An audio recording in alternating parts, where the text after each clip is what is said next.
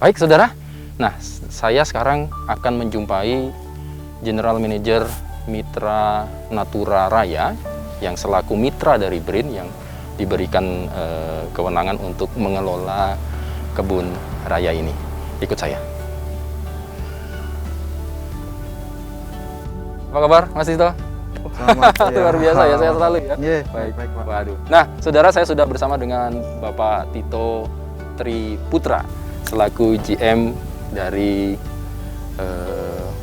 Mitra Natura Raya. Waduh. Nah, Pak Tito, mungkin bisa dijelaskan. Ini sekarang kan BRIN bermitra, betul ya?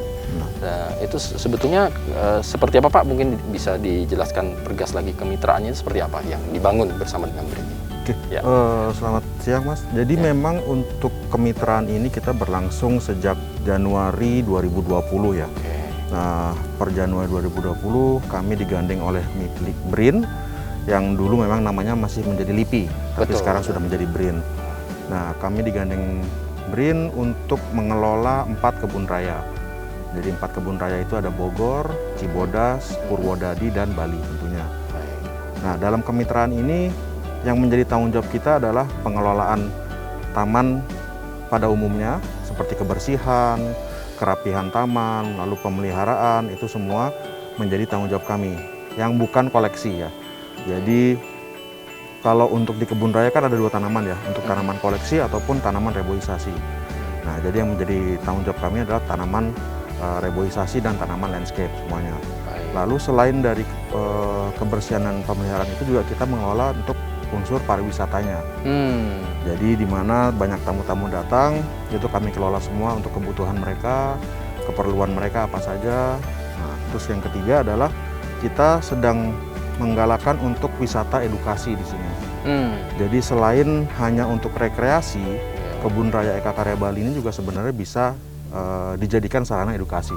Baik. Gitu Mas. Baik. Wow, jadi memang apa boleh dikatakan manajemen ini mengelola untuk fasilitas yang ada gitu ya. Kemudian tanaman-tanaman yang sudah ada ini yang harus dirawat sedemikian rupa gitu. Jadi menciptakan ekowisata dan juga eduwisata. Eduwisata. Nah, sebelum nanti masuk ke ekowisata sama eduwisata nih Pak Tito, mungkin pengelolaan ini seperti apa sih Pak? Ada berapa tenaga yang dilibatkan dalam manajemen yang akan mengelola? Ya, di dalam kebun raya Bali sendiri ini kita luas areanya adalah 157 hektar, 5 ya. 157 hektar, 5, dan itu memang menjadi salah satu kebun raya yang terbesar di Indonesia saat ini. Dan untuk pengelolaan sendiri kami memiliki 56 anggota staff, itu in-house semua untuk mengelola semua mulai dari pemeliharaan tumbuhan sampai pelayanan tamu, pelayanan publik, semuanya itu di. Baik. Wah, begitu. Berarti ini kalau sekarang ini kan sudah mulai dibuka ya Pak Tito ya? Sudah kan kemarin sempat tutup sementara karena pandemi ya, prokes. Sekarang sudah mulai dibuka. Persisnya sudah gimana Pak Tito? Jadi per Januari 2020 kan kami mulai masuk untuk mengelola kebun raya ya. Lalu pada bulan Maret, kalau saya tidak salah, Maret atau April kita mengalami penutupan sementara selama 4 bulan. Baik. Pada saat PPKM yang pertama, lalu setelah itu buka kembali. Lalu kemarin sempat 2 bulan kita diminta untuk tutup juga untuk PPKM level 3 di wilayah Bali. Sekarang per hari ini kita sudah buka kembali semuanya. Baik. Oh, jadi ini sudah boleh, masyarakat sudah boleh datang sini. Sudah boleh datang. Tetap semuanya, ya. Protokol kesehatannya diterapkan ya Pak ya? Ya benar, karena kami juga sudah melalui proses sertifikasi dari Kementerian Pariwisata maupun dari Kabupaten, juga kita sudah melalui proses sertifikasinya, CHSE kami pun sudah lengkap. Jadi kami pastikan memang protokol kesehatan yang ada di Kebun Raya Bali ini sudah memenuhi syarat semuanya. Baik. Nah, kita masuk, jadi harapannya tentunya pastinya kalau sudah bermitra, BRIN bermitra dengan pihak ketiga ini tentunya kan pengembangan ke depannya jauh lebih baik gitu Pak.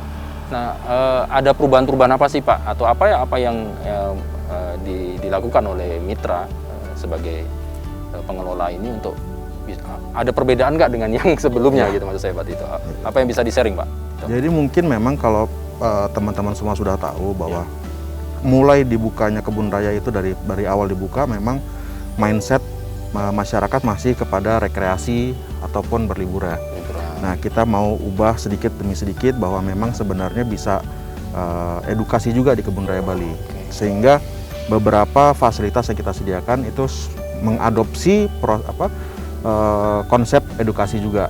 Seperti kita punya fasilitas penyewaan sepeda listrik, skuter listrik. Jadi semuanya memang ramah lingkungan. Nah, jadi kita edukasi sedikit demi sedikit, dan lagi pula juga ada kebijakan baru sebenarnya. Jadi di mana Senin sampai Jumat itu kendaraan dilarang masuk, Mas. Ya, alasan dari dilarang masuk ini adalah kita menjaga ekosistem dari kebun raya sendiri. Gitu. Jadi dilarang masuk, tapi mereka bisa menggunakan shuttle bus dari bawah untuk berkeliling. Disediain ada ya? Disediakan, kita sediakan. Oh, itu ya. Ini masyarakat biar tahu juga. Jadi Senin sampai dengan Jumat, weekday, mobil tuh dilarang. Dilarang masuk ke kawasan ini, tapi disediakan tempat parkiran di sana ya Pak ya. Benar. Nah, tapi masyarakat nanti akan ada shuttle bus yang mengantar mau ke posisi di mana. Tetap masih bisa masuk ke dalam ya Pak ya? Masih bisa. Jadi ini semata-mata supaya ekosistem udara itu menjadi lebih baik gitu ya.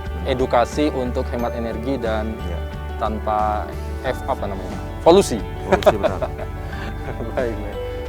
Nah, selain ini yang ingin saya tahu kan tadi ada juga tentang tiketing gitu ya Pak ya. Kalau boleh tahu sekarang ini kan banyak masyarakat juga bertanya. Dulu harga tiketnya sekian, kemudian sekarang sekian. Nah, ini bagaimana bisa menjelaskan kepada masyarakat apa yang bisa didapat, mungkin ada kelebihan atau apa? Ya. Gimana Pak? Mengenai tiketing sendiri, kami memang diatur oleh peraturan presiden, Mas. Jadi semua itu merupakan keputusan negara, keputusan pemerintah pusat, di mana ada penyesuaian harga. Kemarin memang mungkin ada sekian, tapi sekarang sudah boleh dikatakan naiklah harganya, dan itu memang sudah keputusan pemerintah. Dan dari tiket itu sendiri, masyarakat sudah bisa menikmati fasilitas semua di dalam. Tapi beberapa penyewaan fasilitas seperti shuttle, ataupun sepeda, ataupun skuter itu memang berbayar lagi. Itu tambahan lagi ya. Karena memang dari skema kerjasama juga, kami sebagai mitra itu tidak mengelola pendapatan dari tiket. Ya, jadi tiket itu merupakan pendapatan negara, bukan pajak, PNBP, dan itu memang semua kita setorkan ke negara. Jadi pendapatan kami memang hanya dari pendapatan non-tiket, seperti penyewaan fasilitas ataupun makanan dan minuman. Wah, ini perlu digaris bawahi nih Pak. Jadi mungkin sebagian masyarakat juga harus tahu. Jadi tiketing yang kita bayar di depan itu semuanya murni masuk ke negara ya Pak ya? Ke kas negara. Masuk ke nas negara. Bukan ke mitra manajemen. Benar. Jadi mitra manajemen ini hanya mungkin penyewaan sepeda tadi gitu ya. Kemudian buka-buka kopi, stol makan minuman itu. Gitu ya. Nah ini nih. Jadi tetap semua masuk ke tetap negara ya. Tidak ada. Tapi make sense Pak, dengan harga sekian apa yang mereka dapat di tempat ini? Dengan harga sekian memang sebenarnya mereka bisa menikmati semuanya ya. Karena kita punya berbagai taman di sini, taman tematik juga, taman edukasi. Taman tematik kita punya taman bambu, taman kaktus, begonia, semua itu bisa dinikmati dengan harga tiket tersebut. Sudah tidak bayar lagi? Sudah tidak bayar lagi. Semua.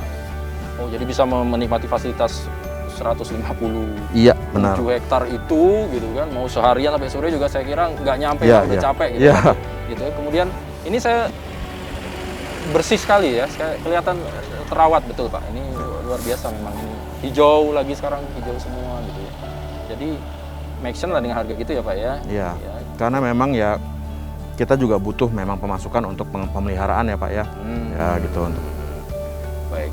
Nah, baik, nanti mungkin bisa diantar ya Pak ya, kita ke dalam mungkin. Boleh, tempat-tempat yang menjadi spot-spot yang banyak. Spot favorit untuk favorit ya, tempat. Salah satunya ini posisi kita di tengah ya Pak, atau bagaimana? Posisi kita di tengah Kebun Raya Bang. Ini adalah patung Kumbakarna Laga. Ya, ini menjadi ikonnya sendiri di Kebun Raya Bali.